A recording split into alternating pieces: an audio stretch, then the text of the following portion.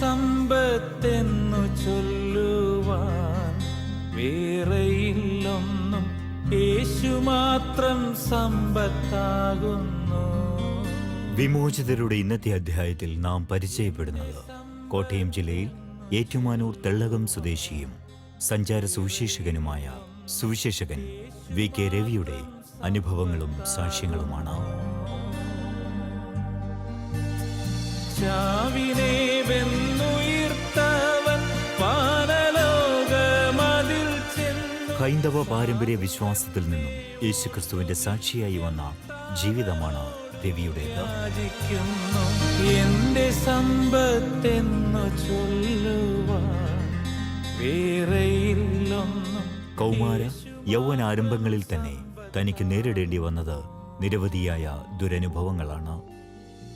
വിദ്യാഭ്യാസം പൂർത്തീകരിക്കുവാൻ സാധിക്കാതെ സമൂഹത്തിൽ നിന്നും ഒറ്റപ്പെട്ടു പോയ ജീവിതാവസ്ഥകളായിരുന്നു രവിയുടേത്. തുടർന്ന് കൂലിവേലകൾ ചെയ്ത് കുടുംബം പുലർത്തേണ്ടി വന്ന രവിക്ക് നേരിടേണ്ടി വന്ന ദുരനുഭവങ്ങളായിരുന്നു യേശു ക്രിസ്തുവിലേക്ക് രവിയെ നയിച്ചത്.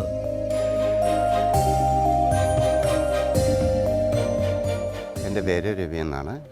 ഞാൻ കോട്ടയം ജില്ലയിലെ ഏറ്റുമാനൂർ മുനിസിപ്പൽ അതിർത്തിയിൽ തെള്ളകത്ത് കാരിത്താസ് ഹോസ്പിറ്റലിന് സമീപത്താണ് എൻ്റെ വീട്.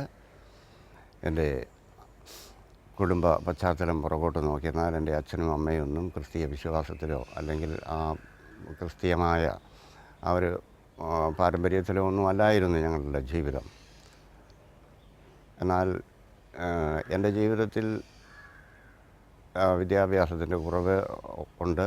അതുപോലെ തന്നെ ഒരു സമൂഹത്തിൽ നല്ലൊരു ജീവിതം ആഗ്രഹിക്കാനുള്ളൊരു പശ്ചാത്തലം എന്ന് പറയുന്നത് അങ്ങനെ ഒരു നല്ലൊരു അറിവ് ആ കാലഘട്ടത്തിലില്ലായിരുന്നു. അപ്പം അതിൻ്റേതായ രീതിയിലൊക്കെ അല്പം എന്തെങ്കിലുമൊക്കെ ജീവിതത്തിൽ സംഭവിച്ചിട്ടുണ്ടായിരിക്കും. എന്നാൽ പിന്നീട് വിവാഹിതനായി, ഭാര്യ, 3 കുട്ടികൾ, അങ്ങനെ ജീവിതത്തിലേക്ക് മുൻപോട്ട് വന്നപ്പോൾ ഒരു കൂലിപ്പണിക്കാരൻ ജീവിത സാഹചര്യങ്ങളുമായി നേരിടുന്ന ചില ജീവിതത്തിലെ സങ്കീർണമായ പ്രശ്നങ്ങൾ, അത് കുടുംബ പശ്ചാത്തലം, അവരുടെ വിദ്യാഭ്യാസം, വളർച്ച, അതിനാവശ്യമായ ഒന്നും തന്നെ ഞങ്ങൾക്കില്ലായിരുന്നു. എന്നാൽ അതിനെയൊക്കെ അതിജീവിക്കുവാൻ പലപ്പോഴും മാനസിക സംഘർഷങ്ങൾ ഒക്കെ ഉണ്ടായിട്ടുണ്ട്. അതായിരുന്നു എൻ്റെ വിശ്വാസത്തിന് അപ്പുറത്തുള്ള ഒരു ജീവിതം. എന്നാൽ അനേക ദൈവദാസന്മാർ എന്നോട് സുവിശേഷം പറഞ്ഞിട്ടുണ്ട്. എന്നാൽ അന്നൊന്നും ആ സുവിശേഷത്തെ ഞാൻ അംഗീകരിക്കുകയോ കർത്താവായ യേശുക്രിസ്തുവിനെ ജീവിക്കുന്ന ദൈവമായിട്ട് അംഗീകരിക്കുകയോ അതിനെപ്പറ്റി എൻ്റെ ഹൃദയത്തിൽ ഒരു തീരുമാനമെടുക്കുവാനോ അല്ലെങ്കിൽ അതിനെ ഉൾക്കൊള്ളുവാനോ എനിക്ക് സാധിച്ചിട്ടില്ല. എൻ്റെ ജീവിതത്തിൽ പലപ്പോഴും തരണം ചെയ്യാൻ പാടില്ലാത്ത അനേക പ്രതികൂലങ്ങളിൽ കൂടി ഞാൻ കടന്നുപോയി. അപ്പോഴാണ് എനിക്ക് ദൈവത്തെ ആശ്രയിക്കേണ്ട അവസരം എൻ്റെ ജീവിതത്തിലുണ്ടായി. ഞാൻ ദൈവത്തെ വിശ്വസിച്ചു. ഞാൻ ദൈവത്തോട് ഏറ്റുപറഞ്ഞു. ഇതുവരെയും ഞാൻ എന്തൊക്കെയോ ആയി ജീവിച്ചിരുന്നു. ഒരു മനുഷ്യന് അവൻ്റെ ജീവിതത്തിൽ എല്ലാം അവൻ്റെ കഴിവ് കൊണ്ട് കഴിവില്ലാത്തൊരു വ്യക്തിക്കോ കഴിവ് കൂടിയൊരു വ്യക്തിക്കോ അതിജീവിക്കുവാൻ കഴിയും ജീവിതം എന്ന് വിചാരിച്ച് ജീവിച്ചിരുന്ന ആ പശ്ചാത്തലത്തിൽ നിന്നും മറ്റ് ഒരവസ്ഥയിലേക്ക് ദൈവം എന്നെ കൊണ്ടുവന്നു. അങ്ങനെയാണ് ഞാൻ കർത്താവായ യേശുക്രിസ്തുവിനെ 2004 കർത്താവും രക്ഷകനുമായി സ്വീകരിച്ച് എൻ്റെ പാപങ്ങളെ ഏറ്റുപറഞ്ഞ് ഞാൻ സ്നാനമേറ്റു. അന്നു മുതൽ എൻ്റെ അതുവരെ ഉണ്ടായിരുന്ന എനിക്ക് ജയിക്കാൻ കഴിയാത്ത എൻ്റെ ജീവിതത്തിലെ അനേക പ്രതികൂല സാഹചര്യങ്ങളെയൊക്കെ ജയിക്കുവാൻ കർത്താവ് എനിക്ക് ബലം തന്നു. കർത്താവായ യേശുക്രിസ്തു എൻ്റെ കരം പിടിച്ച് എന്നെ ഇതുവരെയും നടത്തിക്കൊണ്ടിരിക്കുന്നു. തന്റെ പേർക്കായി സർവസമ്പത്തും യാഗമായി വെച്ചിട്ടെന്നേക്കും തന്നിൽ പ്രേമമാ. നിരവധിയായ ജീവിത പരീക്ഷണങ്ങളിലൂടെ ഏകനായി കടന്നുപോയ രവിയുടെ ജീവിതത്തിലേക്ക് യേശുവിൻ്റെ സ്നേഹം കടന്നു വന്നത് നിരവധിയായ മുഖാന്തരങ്ങളിലൂടെയായിരുന്നു. യേശുവിൻ്റെ സ്നേഹം രുചിച്ചറിഞ്ഞ നാൾ മുതൽ യേശുവിന് വേണ്ടി തൻ്റെ ജീവിതം രവി മാറ്റിവെച്ചു. തന്റെ വേല ചെയ്തുകൊണ്ടും തന്റെ ക്രൂശു ചുമന്നിട്ടും പ്രാണപ്രിയൻ സേവയിൽ തന്നായുസെല്ലാം കഴിക്കണം. ഞാൻ ജനിച്ചു വളർന്ന പാരമ്പര്യം എന്ന് പറയുമ്പോൾ എൻ്റെ മാതാപിതാക്കൾ ഹൈന്ദവ പശ്ചാത്തലത്തിലാണ് എനിക്ക് ഓർമ്മ വെക്കുമ്പോൾ മുതൽ അവരായിരിക്കുന്നത്. അതെൻ്റെ വല്യപ്പൻ്റെ കാലം മുതൽക്ക് തന്നെ ഞങ്ങൾ ക്രിസ്തീയ വിശ്വാസമോ അല്ലെങ്കിൽ ബൈബിളോ യേശു ക്രിസ്തുവോ ഇങ്ങനെയുള്ള ഒരു കാര്യങ്ങളും ഞങ്ങളുടെ വിശ്വാസ ജീവിതത്തിലില്ലായിരുന്നു. ഞങ്ങൾ തികച്ചും ഹൈന്ദവമായ പശ്ചാത്തലത്തിലാണ് ഞങ്ങൾ വളർന്നു വന്നത് അല്ലെങ്കിൽ ജീവിച്ചത്. അതിൻ്റെ അനുഷ്ഠാനങ്ങൾ ഞാൻ എൻ്റെ അമ്മയുടെ കൂടെയൊക്കെ കുമാരമല്ലൂർ അമ്പലത്തിലും ഏറ്റുമാനൂർ അമ്പലത്തിലുമൊക്കെയാണ് പോയി പ്രാർത്ഥിച്ചു കൊണ്ടിരുന്നത്. അവിടുത്തെ ഭദ്രകാളിക്കും അതുപോലെ തന്നെ പരമശിവനുമൊക്കെ നേർച്ചകളും കാഴ്ചകളുമൊക്കെ ഒരു കാലഘട്ടത്തിൽ ചെയ്തു പോന്നിരുന്നു. അത് കുറേയേറെ കാലം അങ്ങനെ തന്നെയായിരുന്നു. അതിൽ നിന്നൊക്കെയും പിന്മാറാനായിട്ട് വളരെ വലിയ ബുദ്ധിമുട്ടുകളുണ്ടായിട്ടുണ്ട്. ഒരിക്കൽ ഹൈന്ദവ പശ്ചാത്തലത്തിൽ നിന്നുകൊണ്ട് ഞാൻ അവർക്ക് വേണ്ടി ചില വാക്കുകൾ അവരുടെ ജീവൻ രക്ഷിക്കുവാൻ വേണ്ടി അല്ലെങ്കിൽ അവർക്കും സമൂഹത്തിൽ ജീവിക്കുവാൻ വേണ്ടി അവർക്കും സ്വാതന്ത്ര്യം ലഭിക്കുവാൻ വേണ്ടി ചിലതൊക്കെ പറഞ്ഞതിന് അനേകരെ എന്നെ ഞാൻ വിശ്വസിക്കുന്ന ആ മതത്തിലുള്ള മനുഷ്യർ തന്നെ എന്നെ ഭീഷണിപ്പെടുത്തുകയും എന്നെ കൊല്ലുമെന്നൊക്കെ ഭീഷണിപ്പെടുത്തി അവർ എൻ്റെ പേരിൽ കേസുകളൊക്കെ കൊടുത്തിട്ടൊക്കെയുണ്ട്. എന്നാലും അന്നും ഞാൻ ഹൈന്ദവ പശ്ചാത്തലത്തിൽ തന്നെയാണ് നിൽക്കുന്നത്. എന്നാൽ ഒരു നിരപരാധിയെ വേദനിപ്പിക്കുന്നത് കണ്ടപ്പോൾ എനിക്ക് മനസ്സലിഞ്ഞു. അങ്ങനെയാണ് അതൊക്കെ അവരുമായിട്ട് അങ്ങനെ ഒരു തർക്കത്തിലേക്ക് അല്ലെങ്കിൽ ഒരു പിണക്കത്തിലേക്ക് വന്നു. അതിനൊക്കെ ശേഷം കുറേ കാലങ്ങൾ കഴിഞ്ഞു. അതുകൊണ്ട് എനിക്ക് 50 വയസ്സാകാറായപ്പോഴാണ് ഞാൻ യേശു ക്രിസ്തുവിനെ പറ്റി വളരെ ചിന്തിക്കുകയും അതുവരെ അനേകരെന്നോട് സുവിശേഷം പറഞ്ഞിട്ടുണ്ട്. ഉൾക്കൊള്ളാത്ത കാര്യങ്ങളായിരുന്നു അതൊക്കെയും. എന്നാൽ ഈ 50 വയസ്സൊക്കെ ആകാറായപ്പോൾ ജീവിതത്തിലെ വലിയ പ്രശ്നങ്ങൾ സാഹചര്യങ്ങൾ ഒക്കെ കടന്നു വന്നു. അത് മക്കളുടെ വിദ്യാഭ്യാസം, കുടുംബത്തിലെ വർദ്ധിച്ചു വരുന്ന ചെലവ്, ഒരു കൂലിപ്പണിക്കാരന് കുറഞ്ഞ വരുമാനം, അത് ആ പരിധിയിലൊന്നും ഒതുങ്ങുന്നതിനപ്പുറത്തേക്ക് മക്കളുടെ കാര്യങ്ങൾ, അവരുടെ ഭാവിയെക്കുറിച്ചുള്ള ചിന്തകളൊക്കെ വന്നപ്പോൾ അതിനെയൊന്നും തരണം ചെയ്യുവാൻ അല്ലെങ്കിൽ അതിനെ സഹായിക്കുവാനായിട്ട് എൻ്റെ പിന്നിൽ മറ്റാരും ഇല്ലായിരുന്നു. അപ്പോഴാണ് ശരിക്കും ഞാൻ ദൈവത്തെ ആശ്രയിക്കുവാനായിട്ട് തുടങ്ങുന്നത്. ക്രൂശിൽ മരിച്ചീശനൻ പേർക്കായി വീണ്ടെടുത്തെന്നെ സ്വർഗ്ഗകാനാൻ നാട്ടിലാക്കൂ. കൂലിവേല ചെയ്ത് കുടുംബം പുലർത്തുന്നതോടൊപ്പം തന്നെ തന്നെ വിടുവിച്ച ക്രിസ്തുവിനു വേണ്ടിയും രവി അധ്വാനിക്കുവാൻ തുടങ്ങി. ഹൈന്ദവ പശ്ചാത്തലത്തിൽ നിന്നും ക്രിസ്തു വിശ്വാസത്തിലേക്ക് കടന്നു വന്ന രവി ക്രിസ്തുവിനു വേണ്ടി തന്റെ ജീവിതം പൂർണ്ണമായി വിട്ടു നൽകി.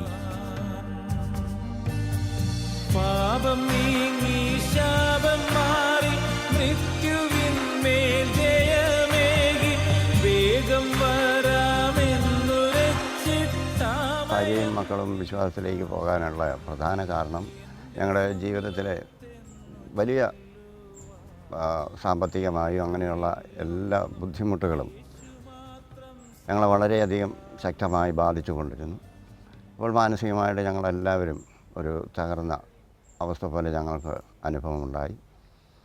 ആ സാഹചര്യത്തിലാണ് എനിക്ക് അന്നൊന്നും പെന്തക്കോസ്ത് വിശ്വാസം അല്ലെങ്കിൽ യേശുക്രിസ്തുവിനെ രക്ഷിതാവായിട്ട് സ്വീകരിക്കുക, യേശുക്രിസ്തുവിൽ വിശ്വസിക്കുക, യേശുക്രിസ്തുവിനെ അന്വേഷിച്ച് യാത്ര ചെയ്യുക, യേശുക്രിസ്തുവിനോട് അപേക്ഷിക്കുക, ഇങ്ങനെയുള്ള കാര്യങ്ങളൊന്നും എനിക്ക് താല്പര്യമുള്ളതല്ലായിരുന്നു.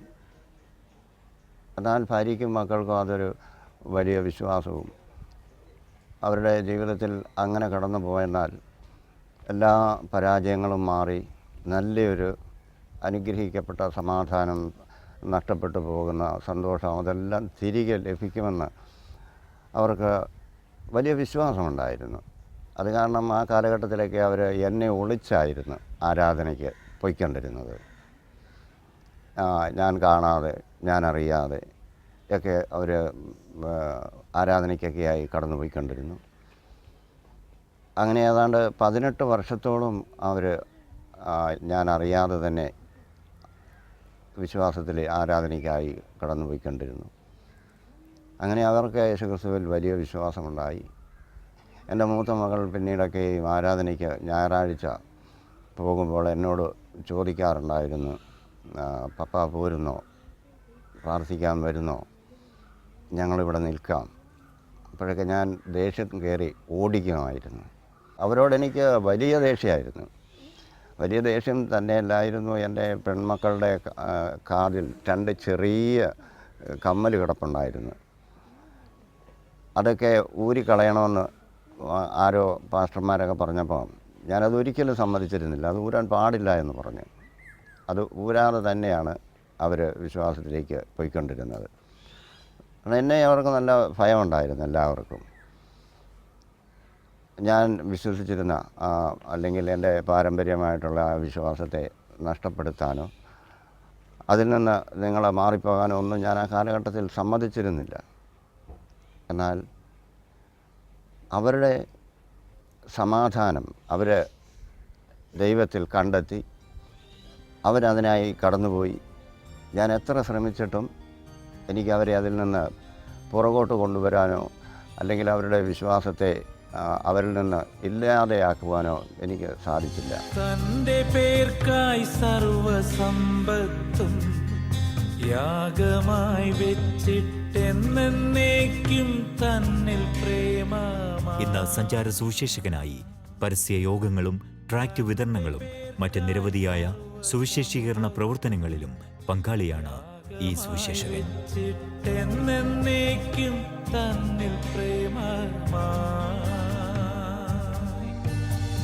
തന്റെ വേല ചെയ്തുകൊണ്ടും തന്റെ ക്രൂശു ചുമന്നിട്ടും പ്രാണപ്രിയൻ സേവയിൽ തന്നായുസെല്ലാം കഴിക്കേ. ഒരു ഞായറാഴ്ചയായിരുന്നു അത്. ഞായറാഴ്ച എൻ്റെ മകൾ വഴിയിൽ നിന്ന് അവിടെ നിന്നുകൊണ്ട് എന്നെ വിളിച്ചു, പപ്പ ഞങ്ങൾ നിൽക്കണോ, വരുന്നോ എന്ന് ചോദിച്ചു. ഞാൻ വരുന്നില്ല, പോക്കോളാൻ പറഞ്ഞു. അന്ന് അവരാരാധനയ്ക്കൊക്കെ പോയി കഴിഞ്ഞപ്പോൾ കുറേ നേരമൊക്കെ കഴിഞ്ഞ് എൻ്റെ മാനസികമായിട്ട് എനിക്ക് വലിയ വിഷമമുണ്ടായി. ഒത്തിരി സങ്കടം പോലെ, അല്ലെങ്കിൽ വലിയ ഭയം എൻ്റെ ജീവിതത്തിലേക്ക് വന്നു. വലിയ ഭയം എന്ന് പറഞ്ഞാൽ എനിക്ക് എന്തൊക്കെയോ സംഭവിക്കുവാൻ പോകുന്നു എന്നുള്ളൊരു ഭയം. എനിക്കത് പറഞ്ഞറിയിക്കാൻ സാധ്യമല്ല. അത്ര വലിയ ഒരു ഭയമാണ് എന്നെ ആ ദിവസം, ആ സമയത്ത് എന്നെ പിടിച്ചത്. അത്ര വലിയ എനിക്കതിനെ പറഞ്ഞ് അറിയിക്കാൻ പറ്റാത്തൊരു ഭയമാണ് എനിക്കുണ്ടായത്. അതിൻ്റെ അവസ്ഥ എന്താണെന്ന് എനിക്ക് പറയാൻ പറ്റത്തില്ല, പറഞ്ഞറിയിക്കാൻ കഴിയത്തില്ല. അതിനുശേഷം എനിക്ക് ആ ദിവസം ഇവർ തിരിച്ച് വീട്ടിൽ വരുന്നത് വരെ ഞാനിങ്ങനെ അലഞ്ഞങ്ങോട്ടും ഇങ്ങോട്ടും നടക്കുന്നൊരവസ്ഥയായിരുന്നു. എന്നാൽ അന്ന് ഞാനൊരു തീരുമാനമെടുത്തു. എൻ്റെ ഹൃദയത്തിൽ ഞാൻ ദൈവത്തോട് സംസാരിച്ചു, കർത്താവേ, എൻ്റെ ജീവിതത്തിൽ എനിക്കറിയാൻ പാടില്ലാത്ത വഴികളിൽ കൂടി ഒക്കെയാണ് ഞാൻ യാത്ര ചെയ്തിരിക്കുന്നത്. എൻ്റെ ജീവിതം അങ്ങനെയായിരുന്നു. അതിൽ നിന്നൊന്നും എനിക്ക് സ്വയം രക്ഷപ്പെടുവാനോ അല്ലെങ്കിൽ അതിനെ അതിജീവിക്കുവാനോ ഒന്നും എനിക്ക് സാധ്യമല്ല എന്നെനിക്ക് ബോധ്യമായിരിക്കുന്നു. ഞാൻ അടുത്ത ഞായറാഴ്ച മുതൽ എൻ്റെ ഭാര്യയോടും എൻ്റെ മക്കളോടും കൂടെ എൻ്റെ കർത്താവിൻ്റെ സന്നിധിയിൽ ഞാൻ വരാം, എൻ്റെ ദൈവത്തെ ഞാൻ സ്വീകരിക്കുന്നു എന്ന് അന്ന് ഞാനിങ്ങനെ യാന്ത്രികമായിട്ടോ എങ്ങനെയോ ഞാൻ ദൈവത്തോട് സംസാരിച്ചു എന്നാണ് ഞാനതിനെപ്പറ്റി ഇന്ന് വിശ്വസിക്കുന്നത്. അതൊരു വലിയ ഭയമാണ് എൻ്റെ ജീവിതത്തിൽ ആ ദിവസം, ആ സമയത്ത് ഉണ്ടായത്. അതിനെനിക്ക് ഏത് രീതിയിൽ അതിനെ പറഞ്ഞ് ബോധ്യപ്പെടുത്താൻ എനിക്ക് സാധ്യമല്ല. എന്റെ സമ്പത്തെന്നു ചൊല്ലുവാൻ വേറെയില്ലൊന്നും യേശു മാത്രം സമ്പത്താകുന്നു. ഭാര്യ വത്സമയോടൊപ്പം കുടുംബമായി ക്രിസ്തുവിനു വേണ്ടി അധ്വാനിക്കുകയാണ് വി.കെ. രവി. വേറെയില്ലൊന്നും, യേശു മാത്രം സമ്പത്താകുന്നു.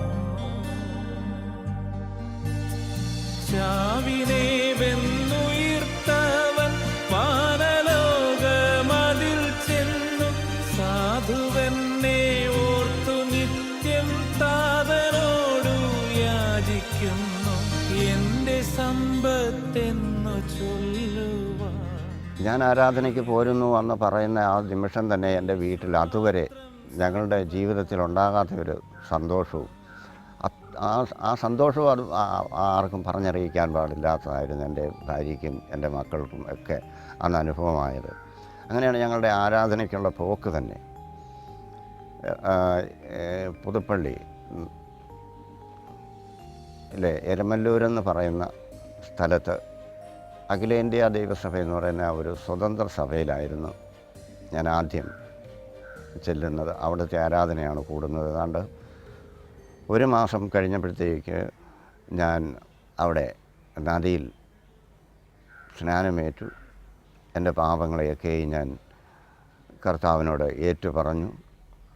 എൻ്റെ പാപങ്ങളെ ക്ഷമിക്കണമേ, എന്നെ ഒരു പുതിയ മനുഷ്യനായി അവിടുന്ന് മാറ്റിയെടുക്കണമേ. നല്ല ഒരു സമാധാനവും സന്തോഷവും ഞങ്ങൾക്ക് തന്ന ദൈവത്തെ എനിക്ക് വളരെ ഇഷ്ടമാണ്. ഞാൻ എൻ്റെ ദൈവത്തെ, കർത്താവിനെ ഒത്തിരി സ്നേഹിക്കുന്നു. അതാണ് എൻ്റെ വിശ്വാസ ജീവിതത്തിലേക്ക് കടന്നു ചെന്നപ്പോൾ സ്നാനം വരെയുള്ള ഒരു മാസം കഴിഞ്ഞപ്പോൾ ഞാൻ സ്നാനപ്പെട്ടു. അതെനിക്കും വലിയ സന്തോഷമായിരുന്നു. അവിടുത്തെ പ്രസംഗം, അങ്ങനെ ദൈവവചനമൊക്കെ കേട്ട് കഴിഞ്ഞപ്പോൾ ഒരു മനുഷ്യൻ്റെ ജീവിതത്തിൽ ലഭിക്കാവുന്നതിൽ ഏറ്റവും വലിയ ഒരു അനുഗ്രഹം എനിക്ക് ഇപ്പോൾ ലഭിച്ചുവല്ലോ എന്നുള്ള ഒരു ബോധ്യം എൻ്റെ ജീവിതത്തിൽ കർത്താവ് തന്നു. അതെനിക്ക് വലിയ സന്തോഷമായിരുന്നു. ആ സന്തോഷം ഇപ്പോഴും ഞങ്ങൾ ഒരുമിച്ച് അനുഭവിക്കുകയാണ്. തന്റെ പേർക്കായി സർവസമ്പത്തും യാഗമായി വെച്ചിട്ടെന്നേക്കും തന്നിൽ പ്രേമമായി താൻ അനുഭവിച്ചറിഞ്ഞ യേശുവിന്റെ സമാധാനം അനേകർക്കായി പകർന്നു നൽകി യാത്ര തുടരുകയാണ് ഈ സുവിശേഷകൻ. എന്നേക്കും തന്നിൽ പ്രേമമായി തന്റെ വേല ചെയ്തുകൊണ്ടും തന്റെ ക്രൂശു ചുമന്നിട്ടും പ്രാണപ്രിയൻ സേവയിൽ തന്നായുസെല്ലാം കഴിക്കേ. അതിനുശേഷം ഞാൻ അനുഭവിച്ച, അല്ലെങ്കിൽ ഞാനിപ്പോഴും അനുഭവിച്ചു കൊണ്ടിരിക്കുന്ന ആ സമാധാനവും ആ സന്തോഷവും എന്നെപ്പോലെ തന്നെ ഒരിക്കൽ ജീവിതത്തിൽ പരാജയപ്പെട്ടു പോയ അനേക മനുഷ്യർ ഈ ലോകത്തിലുണ്ട്. അവർ യേശുക്രിസ്തുവിനെ അറിയുന്നുവെങ്കിൽ തീർച്ചയായും അവരുടെ ജീവിതത്തിൽ അവരിതുവരെയും പരാജയപ്പെട്ടു പോയ എല്ലാ അവസ്ഥയിൽ നിന്നും കർത്താവിന് അവരെ നല്ല വഴികളിലേക്ക്, അവർ ഏത് അവരുടെ കുറവ് കൊണ്ട്, അല്ലെങ്കിൽ അവർക്ക് ജയിക്കാൻ പറ്റാത്ത ഏത് കാരണമാണെങ്കിലും, എന്ത് സാഹചര്യമാണെങ്കിലും അവിടെയൊക്കെയും അവരെ ജയിപ്പിക്കുവാൻ, അവരതുവരെ ഏതെങ്കിലും കാര്യത്തിൽ മാനസികമായി ഭാരപ്പെടുകയോ അല്ലെങ്കിൽ അവർക്കൊരു നഷ്ടം വന്ന് അതിലവർ വളരെ വേദനിച്ച് ജീവിക്കുന്നവരോ ആയിരിക്കാം. എന്നാൽ അതിനെയെല്ലാം ജയിക്കുവാനും അവിടെയെല്ലാം പരാജയങ്ങളെയെല്ലാം വിജയമാക്കി തീർക്കുവാനും, അതുപോലെ തന്നെ അവരുടെ മാനസികമായ ഒരു തകർന്ന അവസ്ഥയാണെങ്കിൽ ആ അവസ്ഥയിൽ നിന്നൊക്കെയും അവരെ നല്ല സമാധാനത്തിലേക്കും സന്തോഷത്തിലേക്കും കൊണ്ടുവരുവാനായിട്ട് കർത്താവിന് കഴിയും എന്ന് എൻ്റെ ജീവിതത്തിൽ വലിയ അനുഭവമാണ് എനിക്കുള്ളത്. ആ അവസ്ഥയിലേക്ക് നശിച്ചു പോകുന്നവർ, അല്ലെങ്കിൽ എൻ്റെ ജീവിതം ഞാനിവിടെ മടുത്തിരിക്കുന്നു, ഇനി എനിക്ക് മുൻപോട്ട് ജീവിക്കാൻ പാടില്ല എന്നുള്ള അവസ്ഥയിലായിരിക്കുന്ന അനേക കൂലിപ്പണിക്കാർ അല്ലെങ്കിൽ അനേക വ്യക്തികൾ ഇന്ന് ലോകത്ത് ജീവിച്ചിരിപ്പുണ്ട്. അവരൊക്കെയും പല വീടുകളിലേക്കും കടന്നു ചെന്ന് എനിക്ക് യേശുക്രിസ്തുവിനെ അറിയിക്കുവാൻ കഴിയുന്നില്ല. അതെൻ്റെ കുഴപ്പമല്ല. പക്ഷേ അവരെ അതിനനുവദിക്കാത്തത് കാരണമാണ്. അപ്പോൾ ഈ രക്ഷ, ഈ ലോകം മുഴുവൻ എവിടെയെല്ലാം എനിക്ക് കടന്നു ചെന്ന് ഈ യേശു ക്രിസ്തുവിനെ പ്രസംഗിക്കുവാൻ, അല്ലെങ്കിൽ കർത്താവിൻ്റെ സുവിശേഷം, ആ സമാധാനത്തിൻ്റെ സന്ദേശം ആരോടൊക്കെ അറിയിക്കുവാൻ എനിക്ക് സാധിക്കുമോ അവിടെയൊക്കെ കടന്നു പോകുവാൻ വേണ്ടി ഞാനൊരു നല്ല തീരുമാനം എടുക്കുകയും ദൈവത്തോട് അപേക്ഷിക്കുകയും ചെയ്തു. അങ്ങനെ ഇന്ന് എൻ്റെ ജീവിതത്തിൽ ഞാൻ ഏറ്റവും അധികം സന്തോഷിക്കുന്ന ഒരു കാര്യം സുവിശേഷം അറിയിക്കുക എന്നുള്ളതാണ്. ഒരു ദിവസം പോലും സുവിശേഷം അറിയിക്കാതിരിക്കുവാൻ എനിക്ക് കഴിയുന്നില്ല. അത് എത്ര അകലെയാണെങ്കിലും അവിടെയൊക്കെ പോയി കർത്താവായ യേശു ക്രിസ്തുവിനെ നിങ്ങൾ രക്ഷകനായി കർത്താവുമായി സ്വീകരിച്ച നിങ്ങളുടെ പാപങ്ങളെ ഏറ്റുപറഞ്ഞ് നിങ്ങൾ ആ ദൈവത്തോട് അടുത്ത് നിൽക്കുന്നുവെങ്കിൽ നിങ്ങളുടെ എല്ലാ പ്രശ്നത്തിനും ആ ദൈവം പരിഹാരം വരുത്തും. അത് ഞാനെപ്പോഴും പറഞ്ഞുകൊണ്ടിരിക്കുന്നു, ചെയ്തുകൊണ്ടിരിക്കുന്നു. ക്രൂശിൽ മരിച്ചീശനൻ പേർക്കായി വീണ്ടെടുത്തന്നെ സ്വർഗ്ഗകാനാൻ നാട്ടിലാക്കുവാൻ. പരസ്യ സുവിശേഷീകരണമാണ് രവി സ്വീകരിച്ച ജീവിതവ്രതം. ഓരോ ദിവസവും വ്യത്യസ്തമായ ഇടങ്ങളിലേക്ക് കർത്താവിൻ്റെ വചനവുമായി രവി കടന്നുപോകുന്നു. തെരുവോരങ്ങളിൽ നിന്നും പരസ്യമായി കർത്താവിനെ പ്രസംഗിക്കുന്നു. പാപം നീങ്ങി ശാപം മാറി മൃത്യുവിന്മേൽ ജയമേകി വേഗം വരാമെന്നുരച്ചിട്ടാമയം തീർത്താശ നൽകി. യേശുക്രിസ്തുവിനെ ഞാൻ അറിഞ്ഞതിന് ശേഷം ഇപ്പോൾ വരെയുള്ളത് വലിയ സന്തോഷം. ഒരു ദുഃഖത്തിനും എൻ്റെ ജീവിതത്തിൽ യാതൊരു സ്ഥാനവുമില്ല. നല്ല പ്രത്യാശയാണ് എനിക്കുള്ളത്. അതുപോലെ തന്നെയാണ് എൻ്റെ ഭാര്യയ്ക്കും എൻ്റെ കുടുംബം, എൻ്റെ മക്കൾക്ക്, അവർക്കൊക്കെ നല്ല പ്രത്യാശയാണുള്ളത്. യേശുക്രിസ്തുവിലായിരിക്കുന്ന മനുഷ്യൻ ഒരിക്കലും നശിച്ചു പോവുകയില്ല എന്നുള്ള ആ വലിയ പ്രത്യാശ കർത്താവ് ഞങ്ങൾക്ക് തന്നു.